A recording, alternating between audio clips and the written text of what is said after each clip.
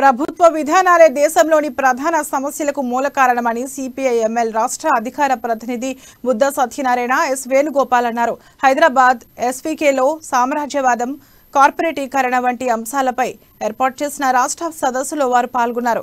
Covid వల్ల డబ్బుల మార్పిడి వల్ల ప్రభుత్వ సంస్థలన్నీ కుదేలయ్యాయని వారు తెలిపారు. కేంద్ర ప్రభుత్వం కార్పొరేటర్ల సంస్థలైన అంబానీ, అదానీ గ్రూపులకు మొగ్గు చూపుతున్నారని ధ్వజమెత్తారు.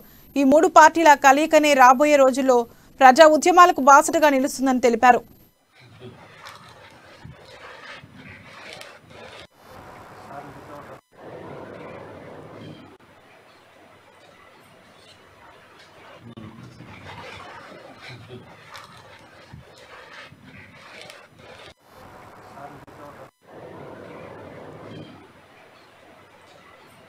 ప్రపంచీకరణకు వ్యతిరేకంగా, కార్పొరేటీకరణకు వ్యతిరేకంగా, కాషాయీకరణకు వ్యతిరేకంగా CPI ML Ramachandran, CPI ML Kranti, CPI ML Pratighatana పార్టీలు ఈరోజు రాష్ట్ర సదస్సును ఏర్పాటు చేసుకోవడం జరిగింది. ముఖ్యంగా మోడీ ప్రభుత్వం హిందుత్వ ఏజెండాతో ఈ దేశాన్ని మత రాజ్యంగా మారుస్తాం, మత సాంప్రదాయాలను ఇవాళ రామాయణమే, మందిర నిర్మాణమే ఏకైక ఏజెండాతో ఈ రాజ్యాంగాన్ని మారుస్తాం, మనవాద రాజ్యంగా, రామణీయ భావజాలంతో కూడుకున్నటువంటి రాజ్యాంగాన్ని ఏర్పాటు చేస్తామని ఒక కుట్ర జరుగుతుంది.